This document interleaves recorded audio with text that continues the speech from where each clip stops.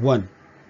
Okay, सो आज हम लोग डिस्कस करेंगे फ्रीक्वेंसी डिस्ट्रीब्यूशंस एंड ग्राफ्स के बारे में, right. So let us start.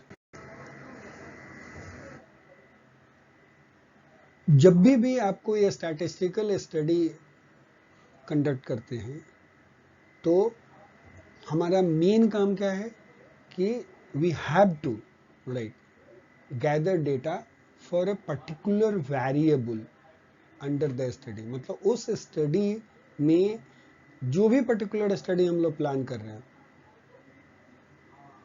उसमें कुछ न कुछ वेरिएबल होगा जिसके बारे में हमें डेटा इकट्ठा करना है, राइट। और वो उस वेरिएबल से रिलेटेड डेटा हमें इकट्ठा करना पड़ेगा, मतलब we must do it out in a particular statistical study में।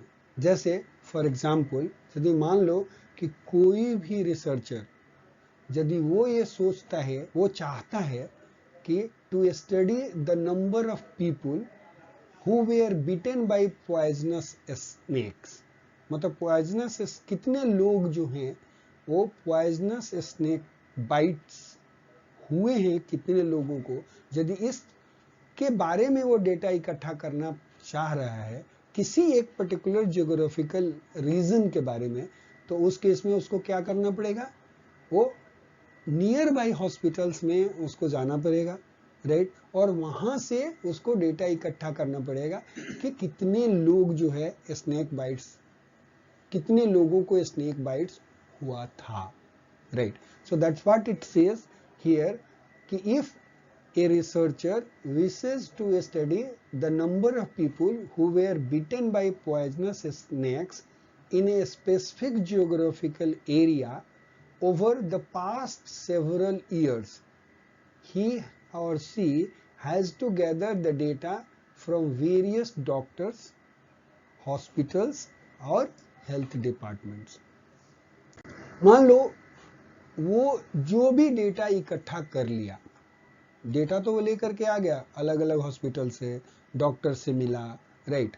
और उस रीजन में कई सालों तक वो जाकर के डेटा इकट्ठा करता रहा, तो उसको ये तो मिल गया कि इतने इतने पॉइजनस इस टाइम पे इतने लोगों को बाइट हुआ, इस महीने में इतना बाइट हुआ, ऐसे करके उसके पास एक रॉ डेटा आ जाता है, right. Now it says to describe a situation, लेकिन उस किसी सिचुएशन को डिस्क्राइब करने के लिए ड्रॉ कंक्लूजन, उससे कंक्लूजन ड्रॉ करने के लिए, और make inferences about the event, मतलब इवेंट के बारे में पढ़ के समझ के कुछ जानकारी प्राप्त करना, मतलब एटलीस्ट सम डिसीजंस लेना, राइट। यदि लेना है तो रिसर्चर मस्ट ऑर्गेनाइज डेटा इन सम मीनिंगफुल वे। सिर्फ रॉ डेटा को दिखाने से काम नहीं चलेगा, उसको एक मीनिंगफुल वे में डेटा को ऑर्गेनाइज करना पड़ेगा, ताकि लोग जिसको भी वो कन्विंस करना चाहता है या जिसको भी दिखाना चाहता है उसको ये बात समझ में आ जाए और इजीली कन्विंस कर पाए, या इस ढंग से वो प्रेजेंट करे डेटा को ताकि दूसरे लोग भी इजीली उससे इन्फ्रेंसेस निकाल सके, उससे डिसीजंस ले सकें। Data must be in the presentable form basically. The most convenient method of organizing data, तो डेटा को जो रॉ डेटा को जो ऑर्गेनाइज करने का जो मोस्ट कन्वीनियंट मेथड है, is to construct a frequency distribution. मतलब उस वेरिएबल के लिए, किसी भी पर्टिकुलर वेरिएबल के लिए कितनी बार वो चीजें हुई हैं, राइट। तो उसको एक फ्रीक्वेंसी डिस्ट्रीब्यूशन कंस्ट्रक्ट करता है, राइट। करना फ्रीक्वेंसी डिस्ट्रीब्यूशन यदि बना दोगे तो डेटा जो है वो एक ढंग से ऑर्गेनाइज डेटा के फॉर्म में आ जाता है, right. And it becomes easy to draw some particular conclusion. After organising the data, the researcher must present them so they can be understood by those who will benefit from the study, correct? The most useful method of presenting data is by constructing a statistical charts and graph.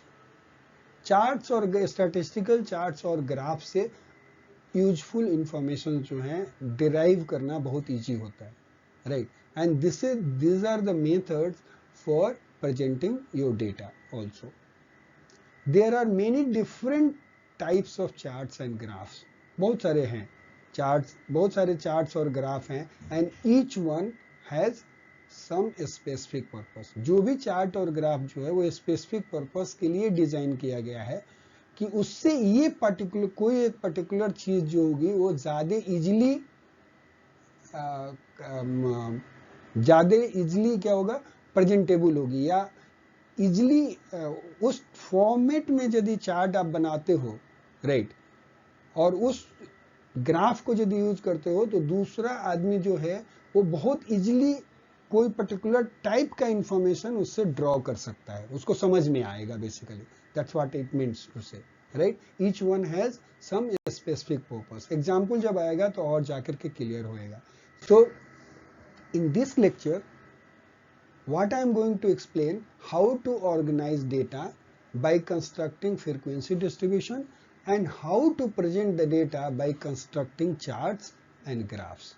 ये बहुत important है day to day life के लिए भी, जो आप, क्योंकि हम लोग जो भी स्टूडेंट तुम लोग हो वो सारे लोग न्यूक्लियर मेडिसिन में जो भी काम कर रहा है उसको कहीं ना कहीं थेसिस लिखना है, कहीं ना कहीं उसको प्रेजेंटेशंस देना है साइंटिफिक कॉन्फ्रेंसेस में, राइट. वो वहां पर भी आपको ये चार्ट्स और ग्राफ लगाने होते हैं.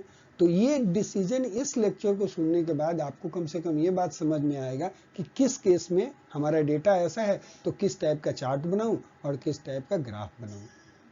एक तो यहाँ पे ये बेनिफिट है. दूसरा, अगेन अब एंट्रेंस है, इसको पास करने के बाद या एग्जाम में भी इस तरह के स्टैटिस्टिक्स के क्वेश्चन पूछे जाएंगे आपके एमएससी न्यूक्लियर मेडिसिन में भी. और प्लस जब आप पास आउट होते हो तो आप कहीं कोई भी कॉम्पिटिटिव एग्जाम दोगे वो वहां पर भी जरूरत पड़ेगा. लाइक मेडिकल फिजिसिस्ट का दोगे वहां पे आएगा, कहीं पीएचडी का एंट्रेंस दोगे वहां पे जरूरत पड़ेगी, या और भी कोई रिसर्च से रिलेटेड कहीं भी आप कोई भी रिसर्च से रिलेटेड इंटरव्यूज है, कोई आप एग्जाम दे रहे हो तो वहां पे ये इतना बेसिक है कि इसको तो पूछते ही पूछते हैं, बाकी चीज पूछे या ना पूछे. और एग्जाम और कॉम्पिटिटिव, स्पेशली कॉम्पिटिटिव एग्जाम में एक चीज बहुत इंपॉर्टेंट होता है कि जो सबसे आसान क्वेश्चन है वो गलत नहीं होना चाहिए. जो डिफिकल्ट है वो तो सबके लिए डिफिकल्ट है, लेकिन आसान वाले सारे सही कर पाएंगे. लेकिन आपसे यदि आसान वाला गलत हो गया तो मुश्किल होने वाला है, आपका तो गया. तो इसलिए जो बार बार पूछा जाता है, जो चीज बहुत आसान है उसके ऊपर ध्यान देना चाहिए, right. The charts and graph illustrated here जो हम लोग इस लेक्चर में करेंगे वो करेंगे histogram, frequency polygons, ogives, pie charts, हाँ, Pareto charts and time series graph के बारे में. लेकिन आज हम सिर्फ जो है वो इंट्रोडक्शंस इसका करेंगे, फ्रीक्वेंसी डिस्ट्रीब्यूशंस करेंगे, राइट, और पैरेटो चार्ट्स के बारे में ही डिस्कस करेंगे आज के लेक्चर में स्पेशली. दूसरा जो इसके बाद नेक्स्ट सीरीज जो बनाएंगे उसमें बाकी चीजें हम कवर करेंगे. सो पहला, एक graph that combines the characteristics of A frequency distribution and histogram जो है is called stem and leaf plot. मतलब स्टेम एंड लीफ प्लॉट में दोनों चीजें होती हैं, फ्रीक्वेंसी डिस्ट्रीब्यूशन भी होगा और हिस्टोग्राम, दोनों का कंबाइंड फॉर्म जो है वो है स्टेम एंड लीफ प्लॉट. तो हम लोग आगे वाले लेक्चर में ये भी चीज कवर करेंगे. बेसिकली मेरा आइडिया ये था कि फ्रीक्वेंसी और डिस्ट्रीब्यूशन ग्राफ इस चैप्टर में मैं सारा चीज कवर करूं इस लेक्चर में, बट थोड़ा अभी डिसीजन चेंज किया है, सिर्फ अभी हम दो ही चीज कवर करने वाले हैं, रेस्ट चीजें जो हैं वो हम दूसरे क्लास में कवर करेंगे.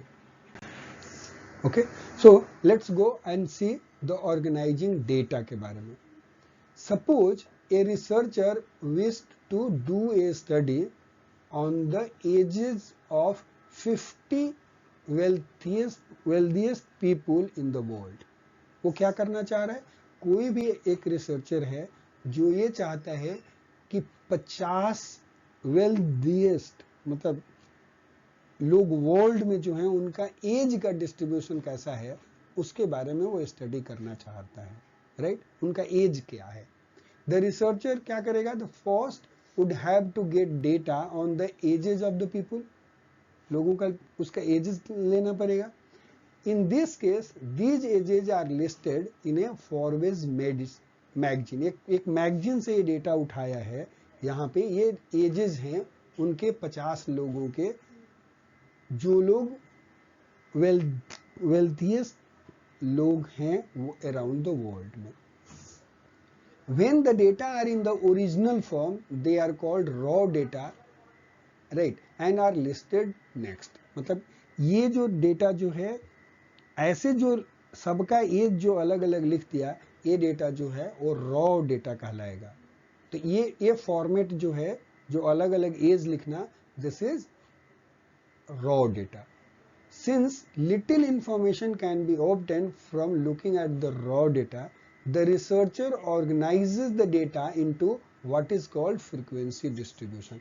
अभी देखो इसको देख करके बहुत मुश्किल हो रहा है, राइट? इतना इजी नहीं है इंफॉर्मेशन ड्रॉ करना कि वो उन 50 लोगों के बारे में, लेकिन अब जैसे इसका फ्रीक्वेंसी डिस्ट्रीब्यूशन हम बनाएंगे तो उस समय पे जब हम रीड करेंगे फ्रीक्वेंसी डिस्ट्रीब्यूशन को देख करके, तो देखना कैसे इंफॉर्मेशन जो होता है वो इजीली ड्रॉ कर सकते हैं हम लोग, हमें खुद भी समझ में आएगा। जो यहाँ पे 50 लोगों के एज का डिस्ट्रीब्यूशन देख करके जो नहीं पता चल रहा है, नहीं समझ में आ रहा है, वो चीजें आफ्टर ऑर्गेनाइजिंग द डेटा और after creating the frequency distribution it will become clear to us, right. ये फ्रीक्वेंसी डिस्ट्रीब्यूशन क्या है, is the organisation of raw data in table form, right, using classes and frequencies.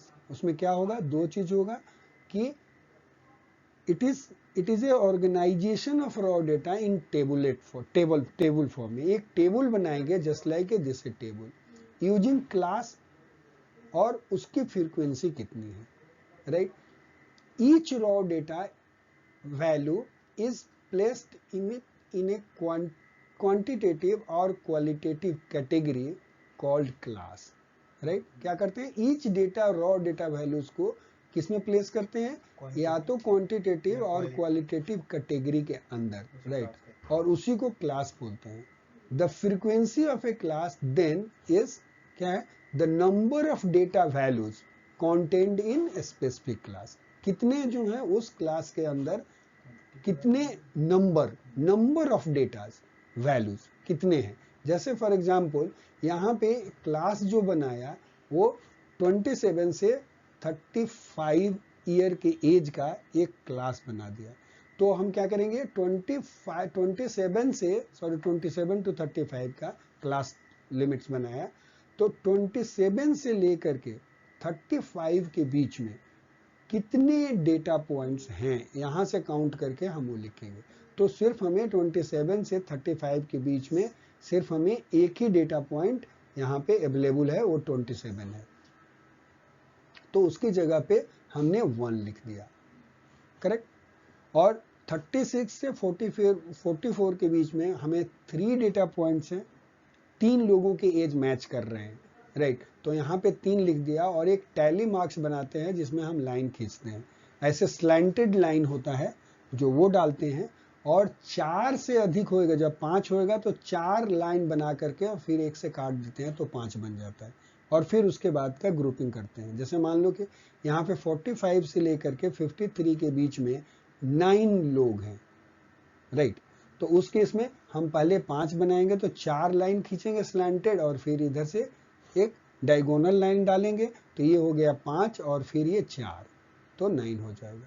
उसी तरह से यहाँ पे 15 है तो 5 5 5, राइट। तो इस तरह से हम क्या करते हैं, फ्रीक्वेंसी डिस्ट्रीब्यूशंस जो है उसका टेबल जो बनाते हैं, राइट, फ्रीक्वेंसी डिस्ट्रीब्यूशन का ये टेबल है। अब देखो पहले ये डेटा था हमारा, यहाँ से इंफॉर्मेशन ड्रॉ करना हमारे लिए मुश्किल हो रहा था, लेकिन यहाँ से देखो, यहाँ से क्या हो सकता है, देखो 15, ये एक एज ग्रुप है जहाँ पे मैक्सिमम लोग हैं, तो मैक्सिमम वेल्थिएस्ट लोग किस ग्रुप से हैं, अबव 50 वाले हैं, मतलब अबव, इसमें 54 से 62 के बीच में मैक्सिमम लोग हैं, या ऐसे बोलूंगा कि एबव 45 के लोग जो हैं, एबव 45 वाले लोग जनरली वेल्दीएस्ट हैं, एबव 45 वाले। तो देखो यहाँ से इजी हो गया ना, क्योंकि यहाँ पे 9 है और 9 से एबव वाले में कुछ ना कुछ है। इधर टोटल जोड़ लोगे तो 50 में से 47 लोग जो हैं, 47 लोग वो जो हैं एबव 45 एज के हैं, और 3-4 ही लोग जो हैं, 4 लोग जो हैं, 46 लोग, सॉरी 46 लोग जो हैं एबव 45 के हैं, और बिलो 45 के सिर्फ 4 लोग हैं। तो देखो इजी हो गया ड्रॉ करना information. So that's what it says कि डेटा जो है, जो रॉ डेटा जो है, उसको ऑर्गेनाइज करके एक फ्रीक्वेंसी डिस्ट्रीब्यूशंस में कन्वर्ट कर देने से it becomes easy to draw information, right. Now like again same, the some general informations can be made from looking at the frequency distributions. For example, it can be stated that majority of the wealthy people in the study are over 45 years old. Perfect, right? The classes in this distributions are 25 to 35, sorry 27 to 35, 36 to 44, etc. The values are called class limits. ये values को क्या बोलते हैं? 27 से 35 को class limits बोलते हैं। अभी क्या करेगा, ये टेबल बना देगा और बाकी चीज छोड़ देगा। ये हो सकता है पूछे 27 टू क्लास लिमिट, इसका क्लास लिमिट क्या है? ऐसे ही छोटे छोटे क्वेश्चन के वो उसके बारे में आपको कॉन्सेप्ट है या नहीं। ऑब्जेक्टिव में यही से पकड़ते हैं कि बेसिक चीज आपका क्लियर है या नहीं है। Okay, the data values 27, 28, 29, 30, 31, 32, 33, 34, 35 can be tallied in the first class, right? 36, 37, 38, 39, 40, 41, 42, 43, 44 in the second class and so on. क्यों? क्योंकि 36 से 44 के बीच का डेटा जो भी आएगा वो इस क्लास में लिमिट में आ जाएगा। तो ये सेकंड क्लास लिमिट हमारा जो है वो 36 से 44 है। फर्स्ट क्लास लिमिट क्या है? 27 से 35 है। तो 27 से 35 के सारे वैल्यूज जो होंगे वो फर्स्ट क्लास में आ जाएंगे यहाँ पे। तो हमारे डेटा में तो एक ही था, तो इसलिए टैली 1 बना, करेक्ट। और इस केस में हमारे 4 ही वैल्यू थे, तो इसलिए सॉरी 3 थे, तो इसलिए टैली 3 हुआ। ठीक है। Two types of frequency distributions that are most often used are called categorical frequency distribution और दूसरा जो है grouped frequency distribution। दो टाइप का frequency distribution होता है। एक को क्या बोलते हैं? categorical frequency distribution और दूसरे को क्या बोलते हैं? grouped frequency distribution। ठीक है। अब उसके कैसे कंस्ट्रक्ट करते हैं उसको आगे देखते हैं, राइट। सो कैटेगरिकल फ्रीक्वेंसी डिस्ट्रीब्यूशंस क्या है? It is categorical frequency distribution is used for the data that can be placed in a specific category. ऐसा डेटा जो एक स्पेसिफिक कैटेगरी में डाला जा सके, वह उस केस में हम कैटेगरिकल फ्रीक्वेंसी डिस्ट्रीब्यूशंस कंस्ट्रक्ट करते हैं और उसका यूज करते हैं। जैसे सच एज एग्जाम्पल क्या है? नॉमिनल और ऑर्डिनल लेवल डेटा जो है, इसके लिए हम लोग कैटेगरिकल फ्रीक्वेंसी डिस्ट्रीब्यूशन यूज करेंगे। एग्जाम्पल क्या है? Data such as political affiliation, religious affiliations, major field of the study would use categorical frequency distribution. क्योंकि मेजर फील्ड ऑफ स्टडी में साइंस हो सकता है, मैथमेटिक्स हो सकता है, इंग्लिश हो सकता है, तो अलग अलग कैटेगरी बन गए। उसमें कितने स्टूडेंट हैं, उसका फ्रीक्वेंसी डिस्ट्रीब्यूशन जो बनेगा वो कैटेगरिकल फ्रीक्वेंसी डिस्ट्रीब्यूशन का एग्जाम्पल बनेगा। जैसे आप एक यहाँ पे एक एग्जाम्पल लेते हैं। Example 25 army inductees were given a blood test to determine their blood type, right. 25 लोगों का, 25 आर्मी लोगों का हमने क्या किया? ब्लड टेस्ट जो है वो डिटरमिन किया, और ये उनके ब्लड टेस्ट आए। वो रॉ डेटा है, as, O, B, A B, right, like this. ये 25 लोगों का ब्लड ग्रुप हमें मिला। अब इससे क्या करना है? हमें एक फ्रीक्वेंसी डिस्ट्रीब्यूशन कंस्ट्रक्ट करना है। तो देखो यहाँ पे हमारे लिए क्लास क्या बनेगा, ये अलग अलग कैटेगरी बन जाएगा, अलग अलग कैटेगरी हमारा क्लास हो जाएगा। तो क्लास में क्या बनेगा, एक ए बी ओ और ए बी, यही 4 क्लास हैं यहाँ पे। तो ये 4 क्लास बनेंगे पहले, राइट।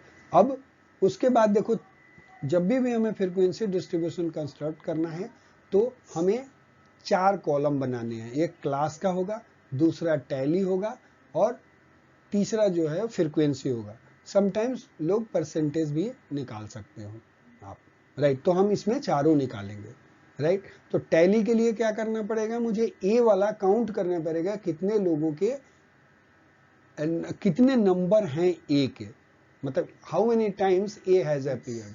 तो ए 1 2 3 4 5 बार अपीयर हुआ। तो यहाँ पे टैली में यहाँ पे 5 होएगा, ये 4 लाइन खींचेंगे और फिर क्रॉस करेंगे और यहाँ पे 5 लिखेंगे, करेक्ट, लाइक दिस। हम आगे पढ़ेंगे। तो सबसे पहला स्टेप जब भी हम कंस्ट्रक्ट करते हैं कैटेगरिकल फ्रीक्वेंसी डिस्ट्रीब्यूशन, तो पहला स्टेप क्या है कि टेबल बनाना। तो हमने टेबल बना लिया, राइट। नेक्स्ट स्टेप में क्या, tally the data and place the result in column B. तो देखो ए में हमें 5 मिला था, तो हमने वैसे ही 4 लाइन खींचा था और क्रॉस करके 5 लिख दिया, राइट। उसके बाद count the tallies and place the result in column C, मतलब वही वो तो नंबर लिख दिया यहाँ पे। और बाकी जो है बोला कि find the percentage of value in each class by using the formula, क्या, percentage is equal to f, जो फ्रीक्वेंसी जो आई ये, डिवाइडेड बाई एम, मतलब टोटल नंबर कितना था। तो टोटल नंबर 25 लोगों का हमने ब्लड ग्रुप लिया था, तो एफ यहाँ पे, हाँ राइट, एन जो होगा वो 25 हो जाएगा और नाउ मल्टीप्लाई इट बाई 100। तो इस केस में परसेंटेज जो होगा क्या होगा, पहले वाले केस में, ए वाले के केस में 5 डिवाइडेड बाई 25 इंटू 100। तो 5 से 25 कट जाएगा तो 5 बनेगा और 5 से 100 कटेगा तो 20 बन जाएगा। So that will become 20%, correct. अब क्या है, वही स्टेप 5 में वही जो है आपका ये परसेंटेज लिख देना है। तो वैसे ही यहाँ पे 6 7 था बी के, तो 7 divided by 25 into 100, right, 28%। 9 divided by 25 into 100, 36%। 4 divided by 25 into 100, 16%। और ये टोटल परसेंटेज जोड़ करके 100 होना चाहिए। सो इस तरह से कैटेगोरिकल फ्रीक्वेंसी डेटा जो फ्रीक्वेंसी जो है टेबल कंस्ट्रक्ट होता है, राइट, क्लियर।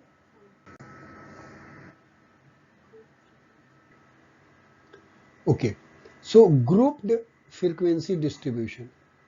देखो, when the range of data is large, right, हाँ, range of data is large, the data must be grouped into classes.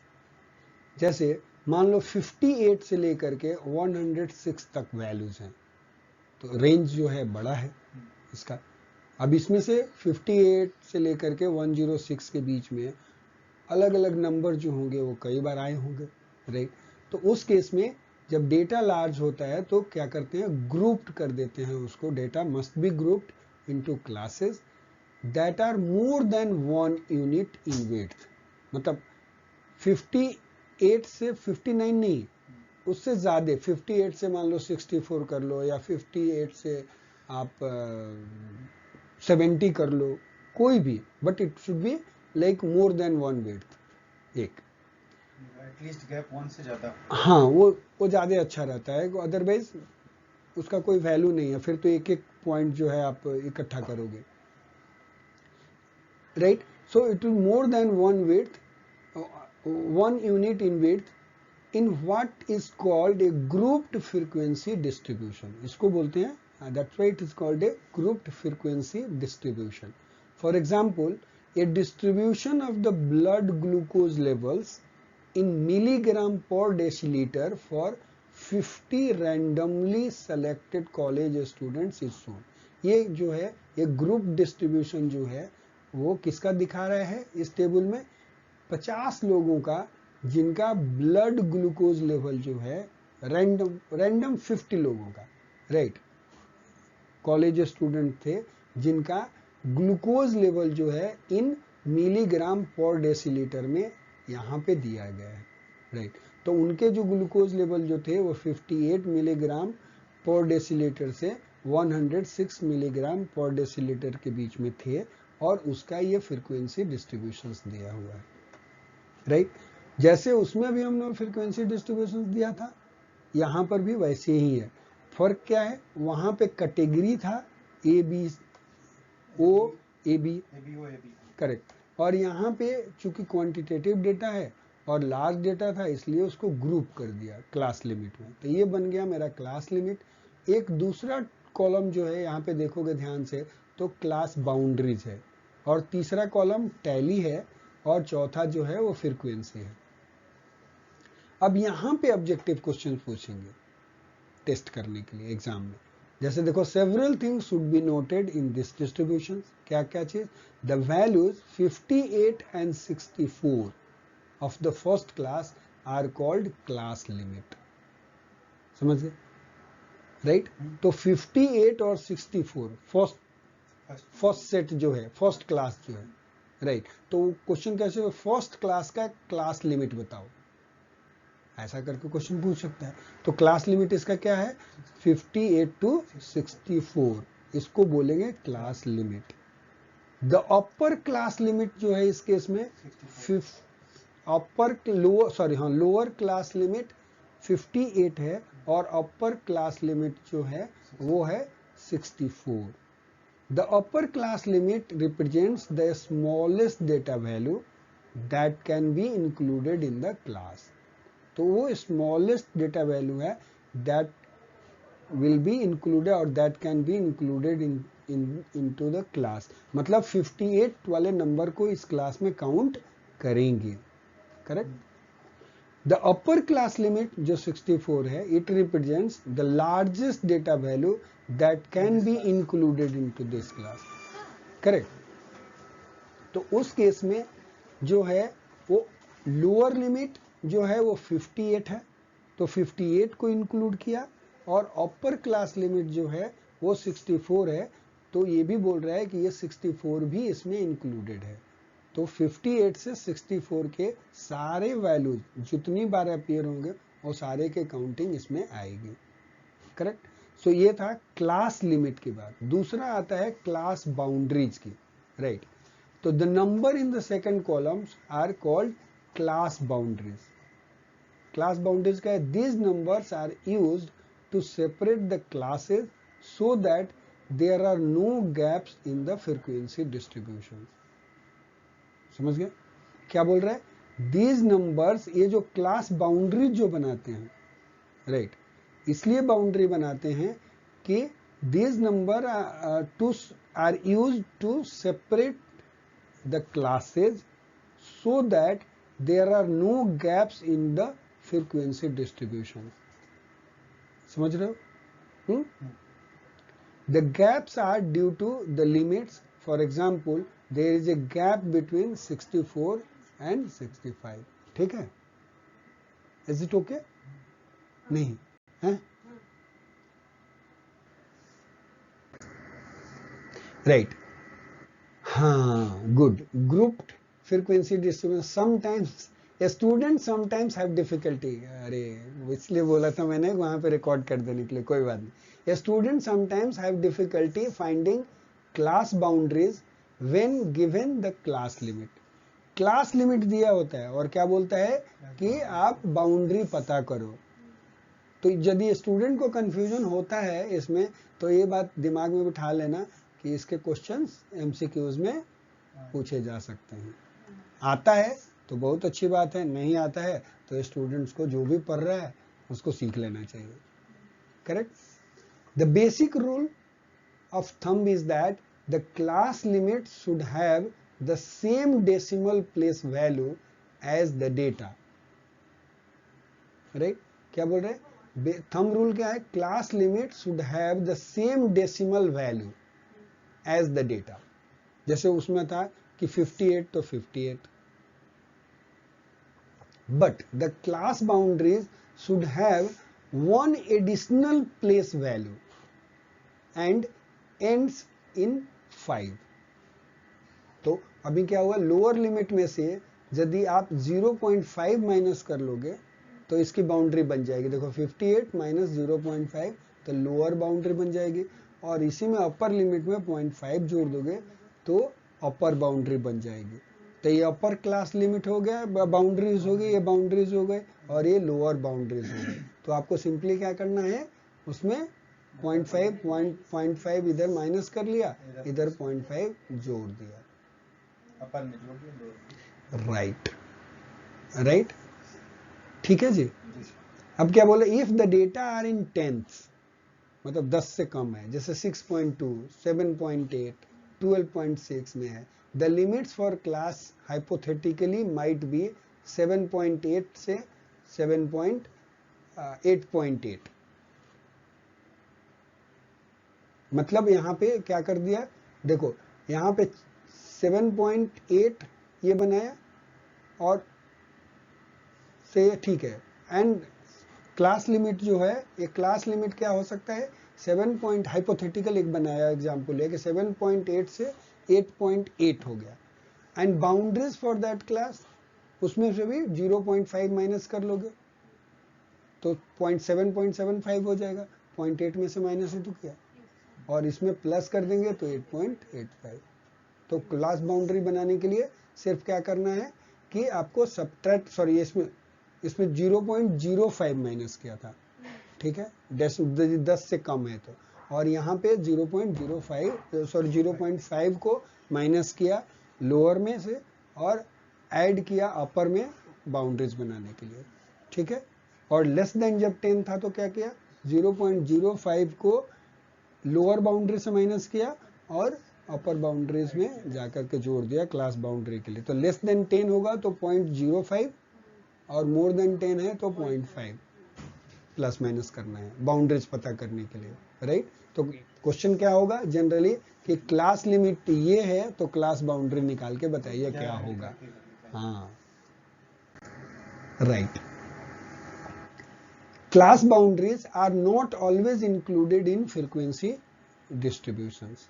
However, they give more formal approach to the procedure of organizing the data, right? Including the fact that sometimes the data have been rounded.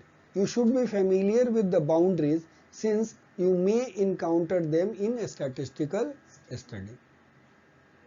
ठीक है, correct, ये समझ में आ गया। Generally क्या बोलते हैं, class boundaries को इंक्लूड नहीं किया जाता है फ्रीक्वेंसी डिस्ट्रीब्यूशन कर्व में, वो लिखा नहीं जाता, लेकिन ऑर्गेनाइज करने में काफी मदद करता है। मोर फॉर्मल अप्रोच टू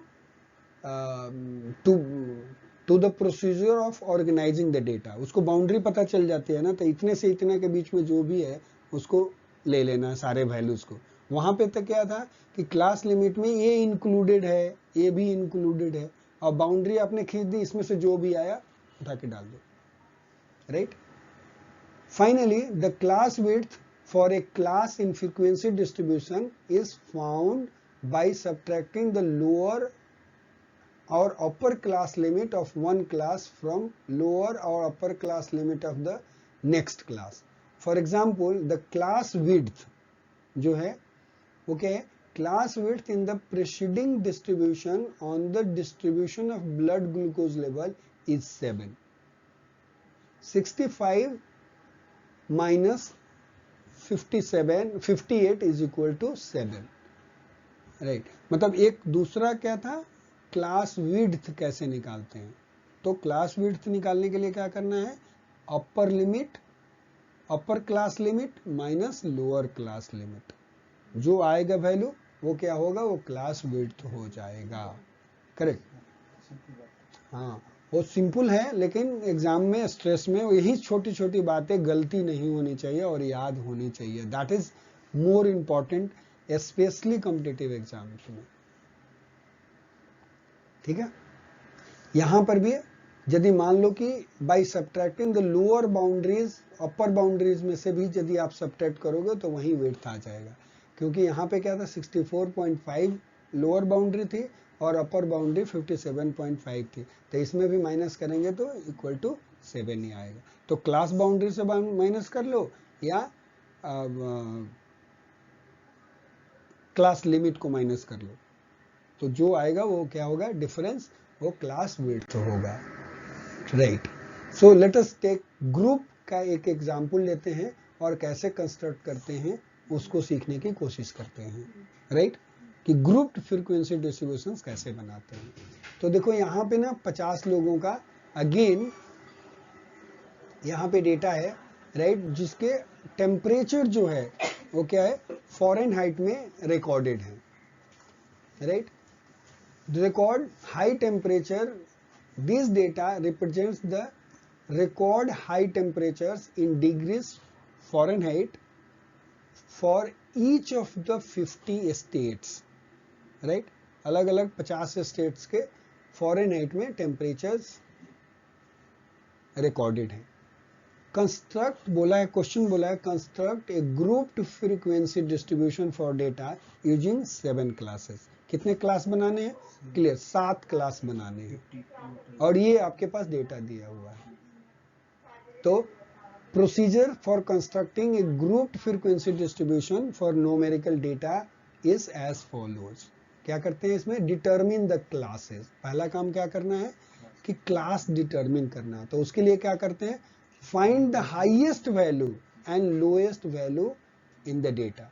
पहले क्या करना है, दो चीज पता करना है, इस डेटा में से हाईएस्ट वैल्यू और लोएस्ट वैल्यू पता करना है। तो हाईएस्ट वैल्यू जो है वो 134 है और लोएस्ट वैल्यू जो है इस डेटा में जो है वो 100 है, करेक्ट। उसके बाद क्या करना है, find the range. The range क्या होता है, रेंज होगा highest value minus lowest value, h minus L. Width हुआ लेकिन ये रेंज हुआ, हाईएस्ट वैल्यू में से माइनस करना है लोएस्ट वैल्यू। क्लास विड्थ अलग था, वो क्लास लिमिट को माइनस करना था। यहाँ पे रेंज ऑफ द डेटा है। ये भी तुम लोग जब भी स्टैटिस्टिक्स, जब भी कोई भी पेपर लिखते हो या एब्स्ट्रैक्ट लिखते हो, तो डेटा जब भी जैसे एज का आता है तो वहाँ पे रेंज देना पड़ता है, मीन देना पड़ता है, तो वहाँ पर भी रेंज वैसे ही निकालते हैं कि highest value minus lowest value, okay. Select the number of classes, right, desired between 5 and 20। Generally guideline है कि 5 से 20 के बीच में होना चाहिए, और यहाँ पे तो ऑलरेडी हमारे क्वेश्चन में दिया ही हुआ है कि आपको कितने बनाने हैं, 7 बनाने हैं, लेकिन जनरल आइडिया ये है कि 5 से 20 क्लास तक होना चाहिए, उससे ज़्यादा मत बढ़ाओ, आप इस ढंग से एडजस्ट करो, क्लास बनाओ, क्लास लिमिट्स बनाओ। In this case 7 is arbitrarily chosen, तो 7। Find the class width. अब क्लास विड्थ कैसे बनाएंगे, find the class width by dividing the range.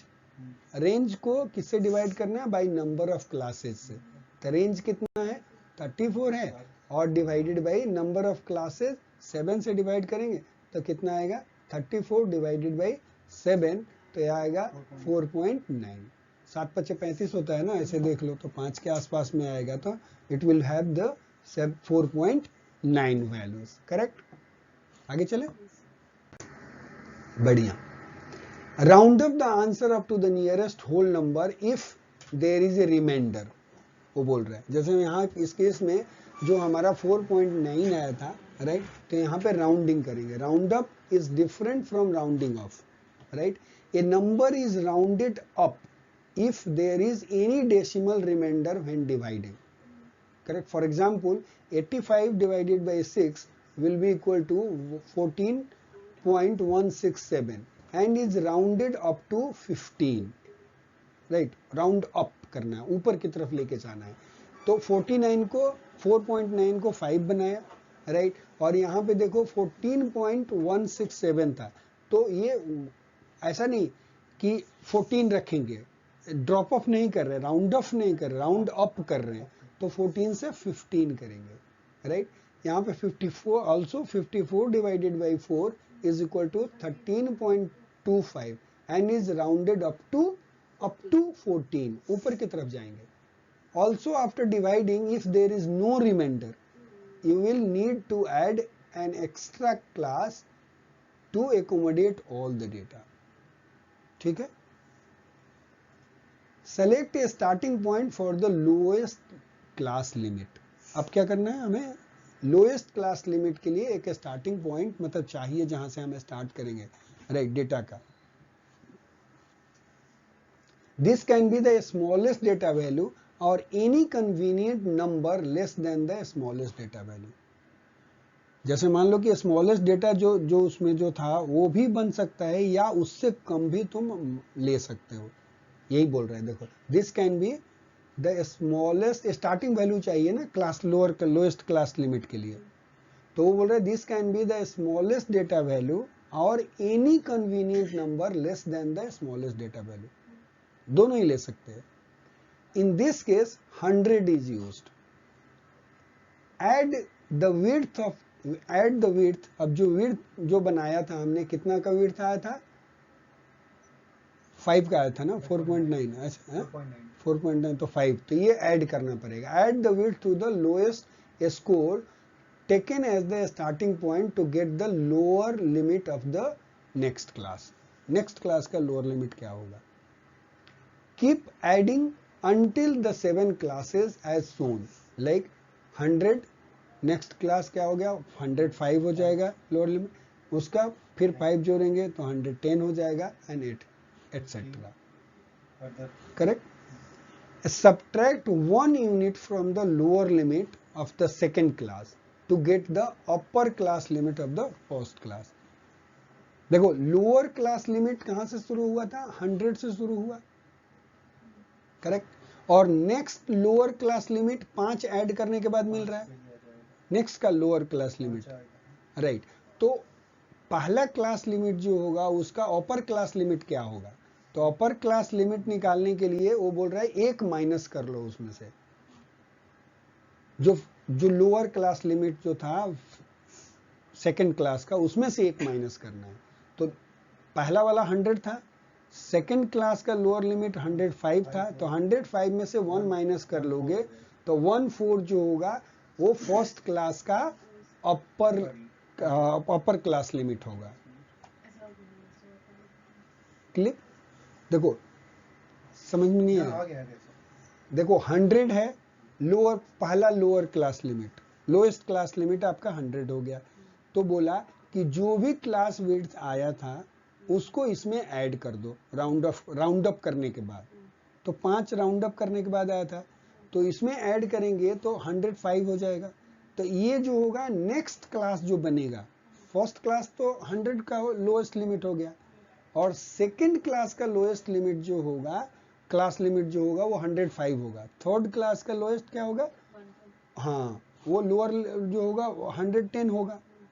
तो अब जो पहला क्लास जो बना, इसका लोअर क्लास लिमिट तो मिल गया, अपर क्लास को क्या होगा, तो अपर क्लास के लिए बोल रहा है कि जो सेकंड क्लास का लोअर लिमिट है उसमें से 1 माइनस कर लो, तो वो हो जाएगा अपर क्लास लिमिट। तो इसलिए 105 माइनस 1 आएगा 104, तो पहला क्लास जो फर्स्ट क्लास जो होगा वो 100 to 104 होगा, और सेकेंड क्लास जो होगा वो 105 से 109 होगा, एटसेट्रा, करेक्ट। अब class boundaries, right, class boundaries कैसे, द फर्स्ट क्लास बाउंड्रीज जो है will be obtain by subtracting 0.5। अब उसमें यही बताया था कि यदि 10 से नीचे होगा तो 0.05 माइनस करना था लोअर क्लास लिमिट में से भी, और अपर क्लास लिमिट ऐड करना था वहां पे जाकर के, राइट, तो उसका बाउंड्रीज मिल जाता। और यदि 10 से ऊपर है तो 0.5 लोअर वाले से माइनस करना है और अपर वाले में ऐड करना है, तो उसकी क्लास बाउंड्रीज बन जाएंगे, करेक्ट। तो यहाँ पे क्लास बाउंड्रीज क्या बनेगी फर्स्ट क्लास वाले की, 100 में से 0.5 माइनस करेंगे तो 99.5 हो जाएगा लोअर बाउंड्रीज, और इसमें प्लस 0.5 ऐड करेंगे तो 104.5 हो जाएगा upper class boundaries, correct. It's okay, good, very good. अब क्या करना है कि टैली करना है, थर्ड सेकंड स्टेप क्या है, टैली द डेटा। अब उसमें काउंट करके देखना है कि 100 और 104 में से कितने हुए और उसको टैली बनाना है। तो स्लैंटेड लाइन खींचने हैं, राइट, और यदि 5 होगा तो 4 लाइन खींच करके एक क्रॉस करना है तो 5वां बनेगा, नहीं तो ऐसे लाइन खींचते जाना है। तो 2 है तो 2 लाइन खींच देना है, राइट। तो टैली बना दिया हमने, करेक्ट, उस तरह से। उसके बाद क्या बोलता है, find the numerical frequencies from the tally. तो टैली से पता चल गया यहाँ पे 2 ही लाइन है तो 2, ये 3 हमारा 3 लाइन आया और 5वां इधर से क्रॉस कर दिया तो 5, राइट, करेक्ट। और ये 3rd लाइन है तो 5 और 3 8, तो यहाँ पे 8 लिख दिया, करेक्ट।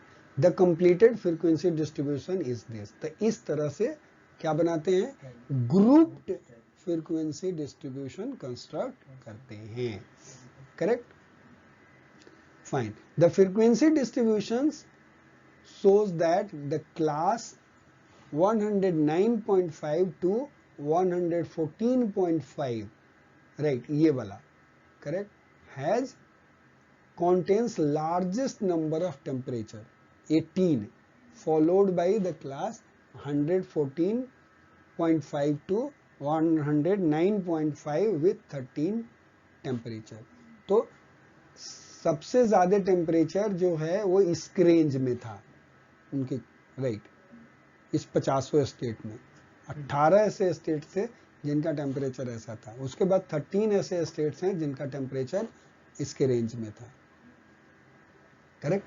तो देखो जैसे एक ग्रुप फ्रीक्वेंसी डेटा बन गया तो it becomes easy to draw inferences और ड्रॉ सम इंफॉर्मेशंस।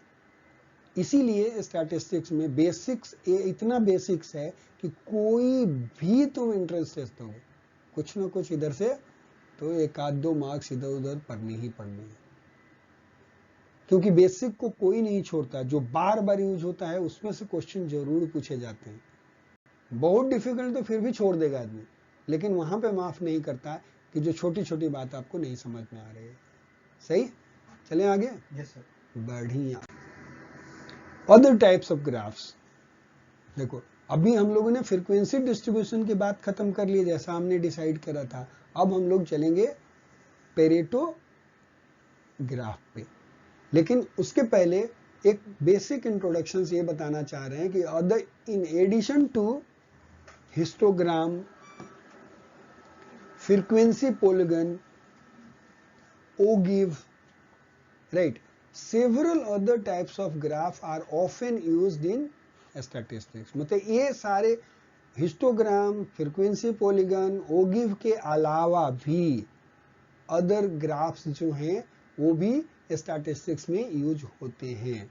और ये कौन कौन से हैं, दे आर बार ग्राफ है, ये बार ग्राफ है, राइट, पेरेटो चार्ट, ये पेरेटो चार्ट है, राइट, ये पाई ग्राफ, ये है टाइम सीरीज ग्राफ, और ये ग्राफ जो है ये डॉट प्लॉट है, ये डॉट प्लॉट है, करेक्ट।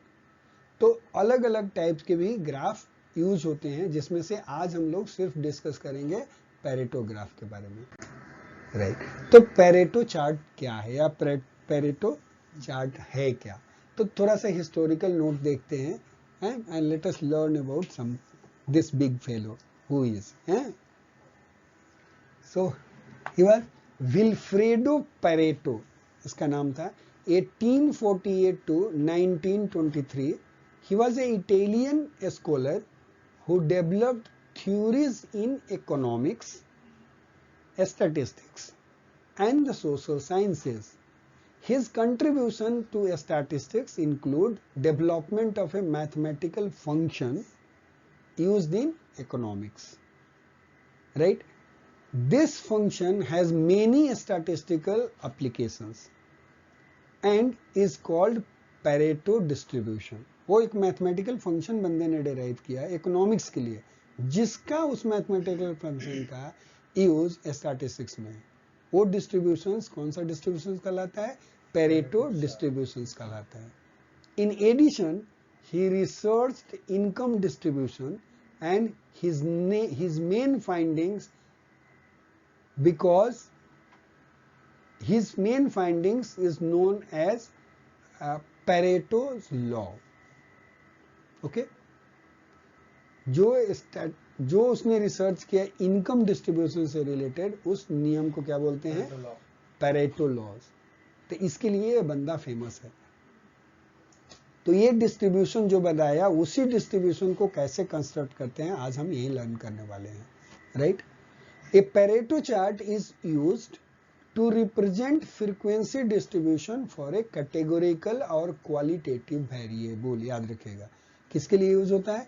कैटेगोरिकल और क्वालिटेटिव, मतलब न्यूमेरिकल डेटा की बात नहीं, कैटेगोरिकल या क्वालिटेटिव, ठीक है जी।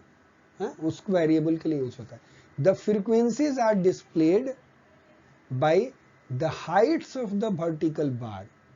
Height of the vertical bar जो है, हाइट रिप्रेजेंट करता है फ्रीक्वेंसीज के, right. And the bars are arranged in order from highest to lowest. तो सबसे मतलब जो हाईएस्ट वेट जिसका हाइट होगा basically, right, height of the bar, उसको सबसे पहले रखेंगे, उसके बाद उससे छोटा, उसके बाद उससे छोटा, उसके बाद उससे छोटा, एंड सो ऑन। तो पैरेटो चार्ट में यही होगा कि हाईएस्ट वाला सबसे पहले बार होगा और वैसे ही घटते क्रम में बाकी का होगा। और इस एक्सिस पे in Pareto chart variables are displayed on the horizontal axis. इस हॉरिजॉन्टल एक्सिस पे जो वेरिएबल जो होता है वो डिस्प्ले किया जाता है, और ये इधर आएगी उसकी फ्रीक्वेंसी, और ये बनाना है, और इसको सिर्फ अरेंज यही करना है कि हाईएस्ट वाला जो होगा वो इधर होगा and then slowly coming down. यही इसका कैरेक्टरिस्टिक्स है पैरेटो चार्ट्स का, राइट। यहाँ पे एक एग्जांपल लेते हैं पैरेटो पुलिस कॉल का, right. The data consists of number of police calls for a specific categories that local municipality received in, मान लो कहीं का भी डेटा है, in 2011। क्वेश्चन बोला draw and analyse A Pareto chart for that data. Category दिया है, यहाँ पे नंबर दिया है, juvenile complaint 92, loud noise music party 27, इससे रिलेटेड कंप्लेंट है, drug offences 79, driving under the influence 38, disabled vehicles 65। तो इस टाइप का इसने डेटा जो लिया पुलिस कॉल का वो लिया। अब यहाँ पे बोल रहा है कि आप इसका पैरेटो चार्ट बनाओ। सो स्टेप 1, सबसे पहला काम क्या है हमें कि arrange the data from largest to smallest according to frequency, right. तो फ्रीक्वेंसी से हमने सबसे पहले लार्जेस्ट फ्रीक्वेंसी वाला डेटा लेंगे, तो हमने क्या लिया कि जुवेनाइल कंप्लेंट का सबसे ज्यादा था लार्जेस्ट नंबर, तो 92 वो ले लिया। उसके बाद ड्रग ऑफेंसेस का 79 था।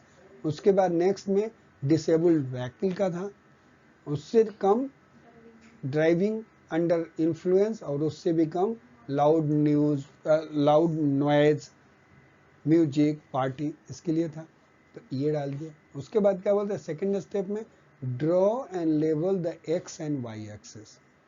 एक्स एक्सिस क्या होगा और वाई एक्सिस क्या होगा उसको लेवल कर लीजिए, right. And then draw the bar according to frequency. तो यहाँ पे एक्स एक्सिस को लेवल किया, इधर वाई एक्सिस लेवल किया। एक्स एक्सिस पे कैटेगरी जाएगी, राइट, वाई एक्सिस पे नंबर और फ्रीक्वेंसी जाएगी।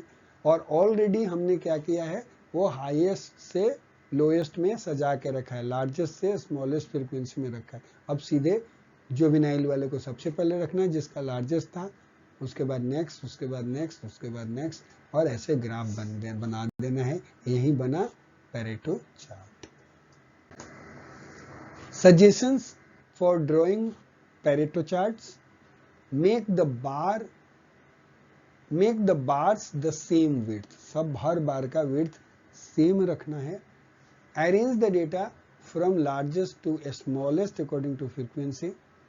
Make the units that are used for frequency equal in size, right? When you analyze a Pareto chart, make comparison by looking at the heights of the bar, correct? उसी को देख करके आपको ये करना है। So thank you, this was about the Pareto chart। और उससे फायदा क्या हुआ था हमें, उसमें पेरेटो चार्ट में कि हमें एकदम से पता चल गया और देखते कि सबसे ज्यादा जुवेनाइल्स के जो थे वो कंप्लेंट्स थे, correct. So in this way we will end it here.